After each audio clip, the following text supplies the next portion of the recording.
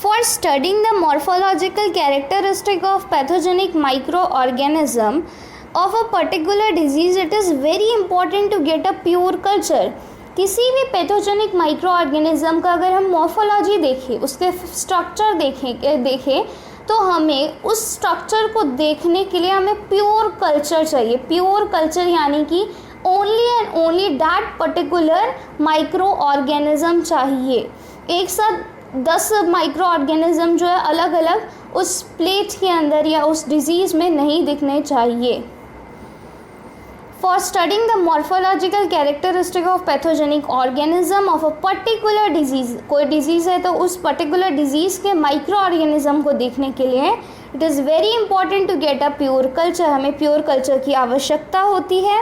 The growth of microorganism in or on a laboratory medium is known as culture. The growth of micro organism, अगर micro organism की हम growth कराते हैं, pathogenic micro organism की growth कराएंगे इन और on a laboratory medium पे, तो उसे बोलेंगे culture.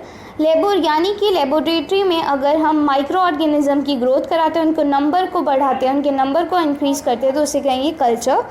When microorganisms are grown on a solid medium from a single cell or spore, it is called colony. जब माइक्रो ऑर्गेनिज्म को ग्रो करते हैं ऑन सॉलिड मीडियम, जैसे कि अगर पर सॉलिड मीडियम है, फ्रॉम अ सिंगल सेल और स्पोर, और कैसे ग्रो कराते हैं, एक छोटा सा स्पोर लेंगे, एक उसका माइक्रो ऑर्गेनिज्म का एक छोटा सा स्पोर लेंगे और उसे अगर मीडियम पे डाल देंगे, देन वो अपनी खुद ब खुद कॉलोनी बनाना शुरू कर देगा. स्पोर जो है जर्मिनेट होने लगेंगे एंड कॉलोनी फॉर्म हो जाएगी. When a culture contain only one type of microbe, it is termed as pure culture. जब उस कल्चर के अंदर, उस कॉलोनी के अंदर केवल और केवल एक ही प्रकार के माइक्रो ऑर्गेनिज्म होगी, एक ही स्ट्रक्चर के, एक ही केमिकल कॉन्स्टिट्यूएंट वाले, तो उसे बोलेंगे pure culture. But when it contains several species, it is known as mixed culture. पर साथ में ही उस कल्चर मीडियम के साथ, उस कॉलोनी के साथ अगर बहुत सारी स्पीशीज़ होगी, उसी माइक्रो ऑर्गेनिज्म की अलग स्ट्रक्चर, उसका अलग बिहेवियर, तो उसे बोलेंगे मिक्स्ड कल्चर. पर हमें प्योर कल्चर ज़्यादा आवश्यकता होती है, पर बहुत मुश्किल से प्योर कल्चर मिलता है, क्योंकि हमें मॉर्फोलॉजिकल कैरेक्टर देखने होते हैं उनके, एंड जो चीज़ अच्छी होती है वो तो बहुत मुश्किल से मिलती है. इसीलिए मिक्स्ड कल्चर जो है वो ज़्यादा मिलते हैं. It is very difficult to obtain a pure culture of bacteria because generally they exist as mixed culture. बहुत डिफ़िकल्ट होता है प्योर कल्चर को लेना, क्योंकि वो ज़्यादातर मिक्स्ड कल्चर आपस में एकदम मिले जुले रहते हैं. But for studying the morphological characteristic of bacteria, it is extremely important to have pure culture.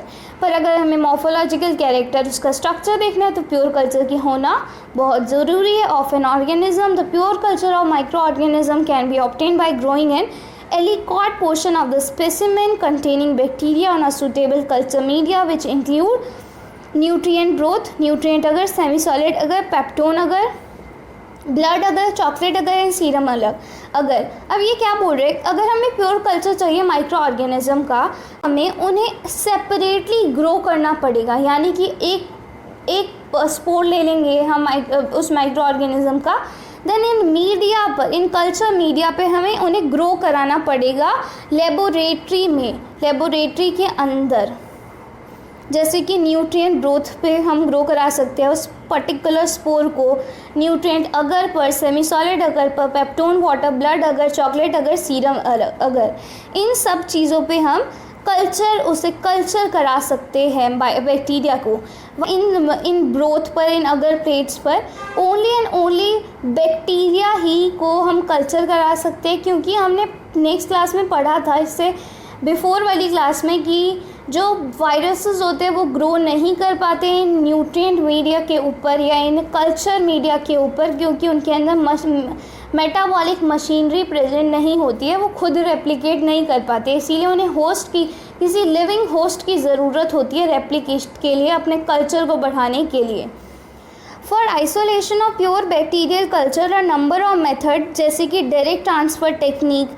अगर हमें प्योर बैक्टीरियल कल्चर को आइसोलेट करना है, इनमें हमने ग्रो करा लिए, अपना पूरी कॉलोनी बना ली बैक्टीरिया की, देन अब हमें क्या करना है, उसे आइसोलेट करना है। तो हम direct transfer technique, single cell isolation technique, streak plate technique, serial dilution technique, pour plate technique etcetera use कर सकते हैं। For generally pour plate technique is use, ये वाली टेक्निक जो है ज़्यादा यूज़ होती है और इसी को हम करेंगे आगे।